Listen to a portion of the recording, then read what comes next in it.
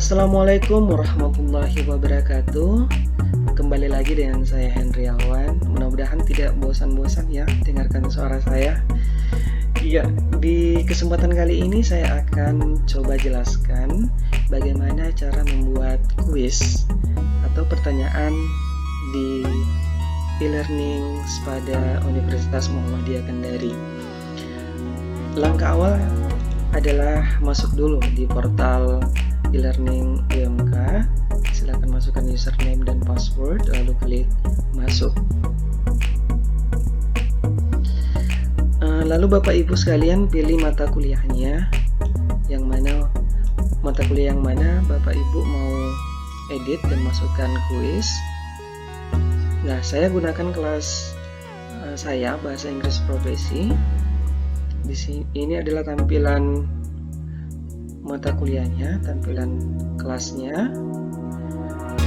Kita lihat dulu bagaimana kuis itu dan pertanyaannya seperti apa. Ini adalah salah satu contoh kuis yang sudah saya buat, berbentuk pilihan ganda. Nah, seperti ini. Ada teks, lalu ada pertanyaan dan pilihan dari jawaban. Mahasiswa diminta untuk memilih jawaban yang paling tepat, yang benar di antara pilihan tersebut. Nah, pertanyaannya adalah bagaimana cara membuat pertanyaan ini, kuis ini. Yuk kita coba cara membuat kuis. Langkah awal tentunya kita aktifkan dulu editingnya. Lalu saya coba buat di sini. Lalu klik kuis dan klik add. Nah, silakan tulis nama kuisnya apa. Contohnya mid semester.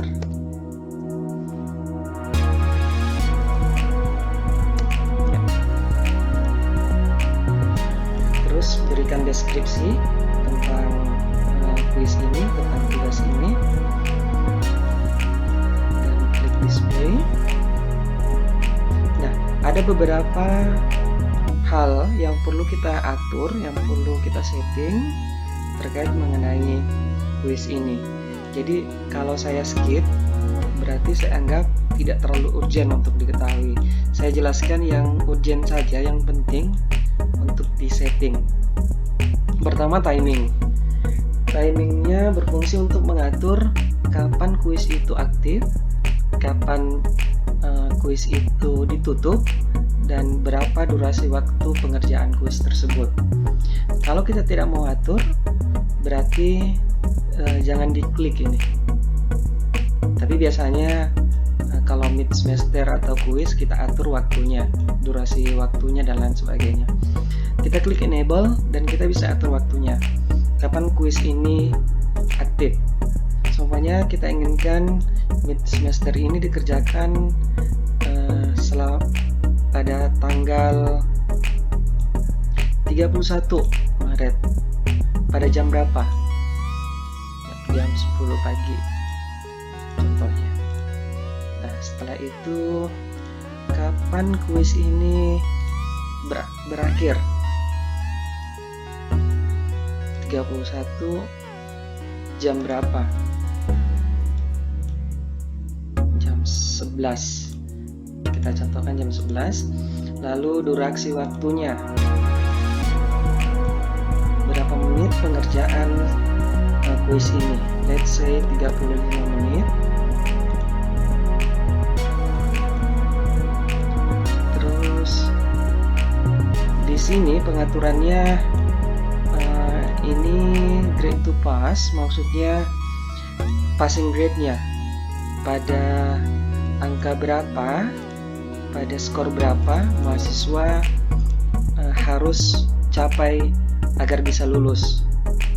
Contohnya kita berikan ada 10 soal, berarti kita ingin mahasiswa jawab minimal 7 soal supaya mereka bisa lulus di kuis ini atau mid semester ini. Berarti kita tulis di sini 7 atau 70.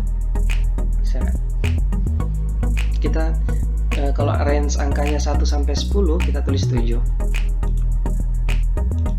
Terus ini adalah berapa kali mahasiswa bisa mengerjakan mid semester ini. Kalau 1 kali, klik 1 kali. Kalau 2 kali, silahkan klik 2 kali. Kalau 2 kali berarti mahasiswa bisa mengerjakan lebih dari 1 kali atau 2 kali.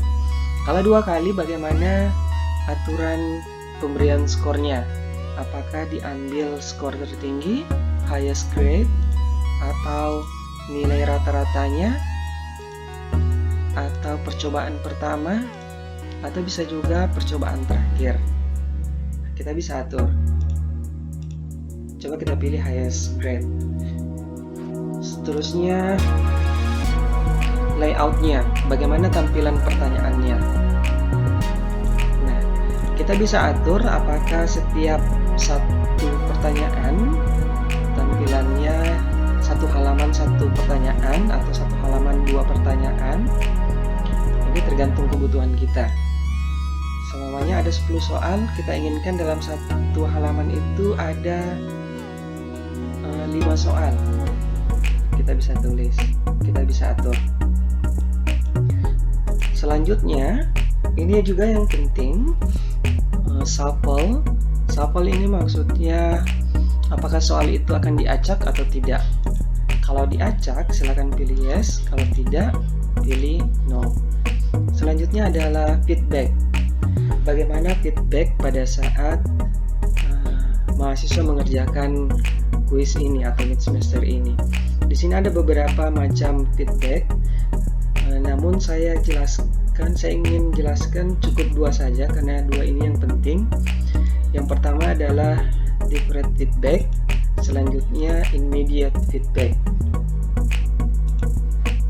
Deferred feedback ini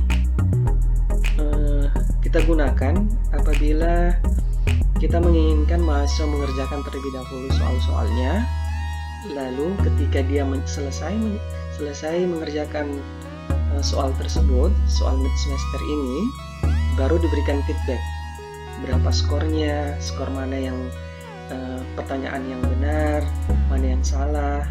Nah, itu bisa kita memunculkan di halaman mahasiswa, di halaman akun mahasiswa.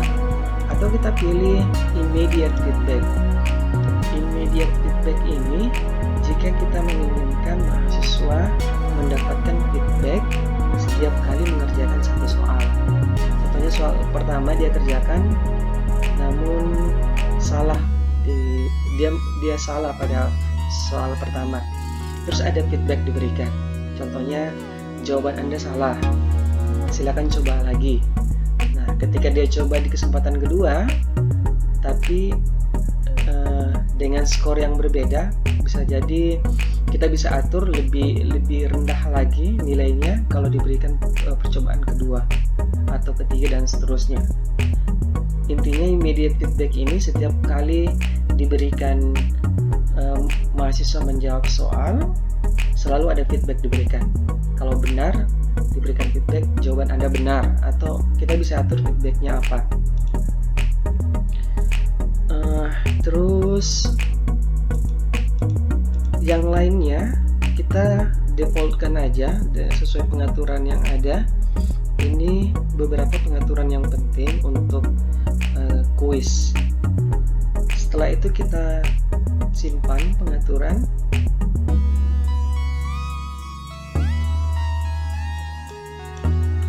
Nah, pengaturan kuis sudah dilakukan. Sekarang kita coba buat pertanyaannya. Untuk membuat pertanyaannya, silakan klik kuisnya terlebih dahulu. Nah, ini masih kosong, belum ada soal atau kuis sama sekali, belum ada pertanyaan sama sekali. Sekarang kita ingin coba buat pertanyaannya. Silakan klik edit quiz, lalu add dan klik new question.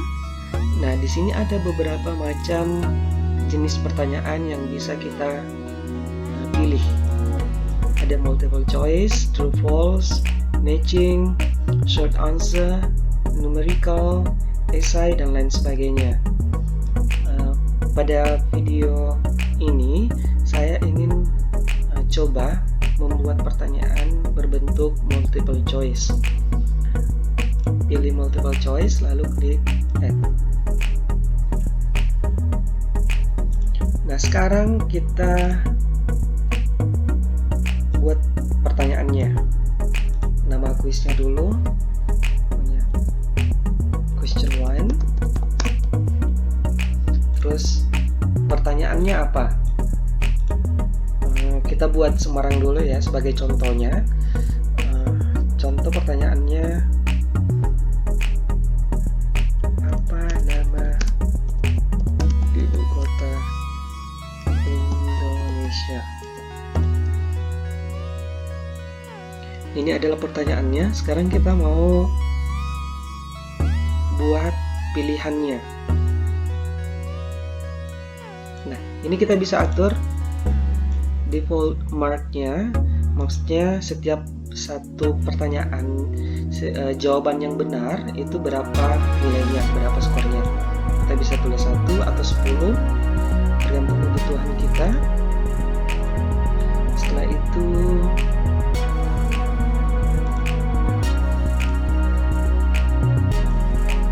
ini ada beberapa jawaban yang benar. Biasanya kalau pilihan ganda hanya satu jawaban yang benar. Tapi biasanya kalau di soal-soal psikologi tidak ada jawaban yang salah, tetapi skornya bisa berbeda.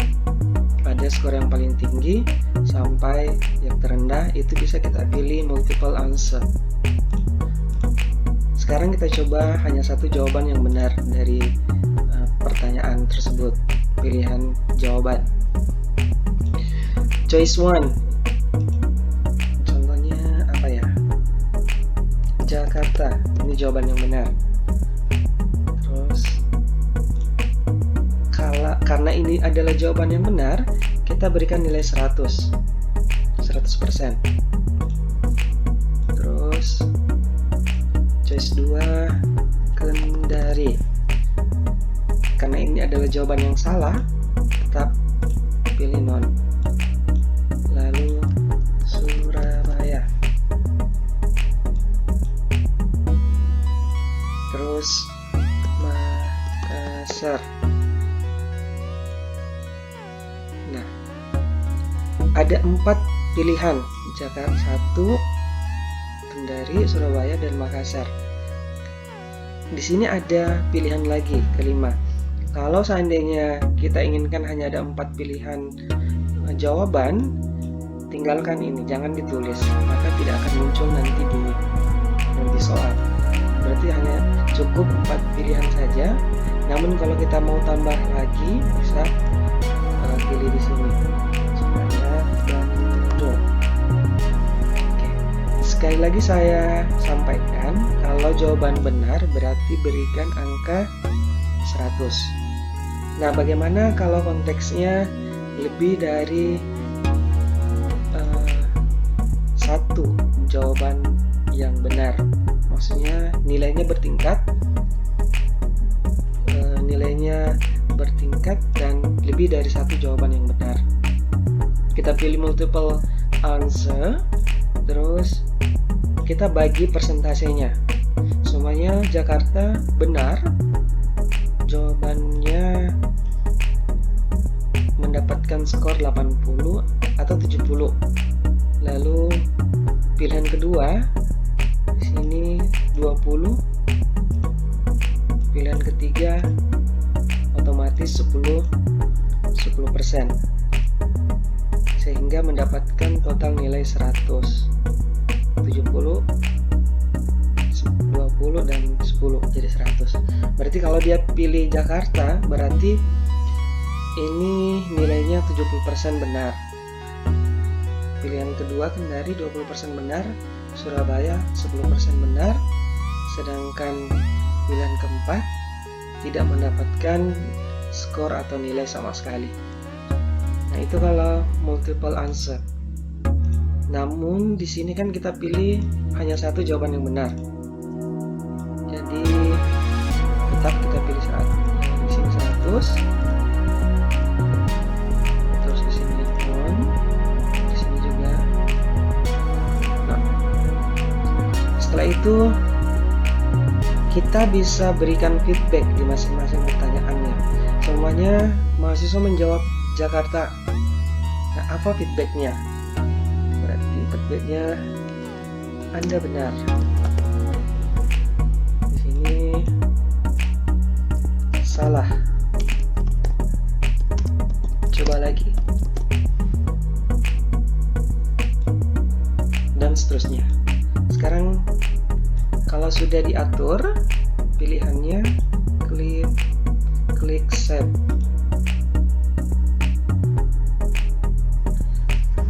Nah, begitu cara menambahkan soalnya untuk fitur kuis ini.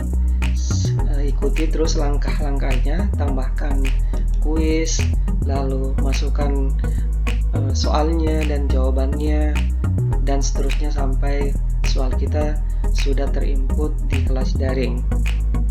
Saya kira begitu untuk video kali ini. Memang sedikit agak rumit cara menambahkan soalnya, karena kita harus memasukkan soal satu persatu. Namun sebenarnya ada cara yang lebih gampang ketika kita mempunyai soal berbentuk pilihan ganda tapi sangat banyak. Let's say kita punya 50 soal pilihan ganda. Sebenarnya ada cara yang lebih praktis yang bisa kita gunakan, yaitu dengan cara menginput soal tersebut dengan menggunakan file tertentu, dengan format tertentu, langsung kita input secara manual dan otomatis akan masuk soalnya keseluruhan. Nanti kita akan bahas itu di video selanjutnya.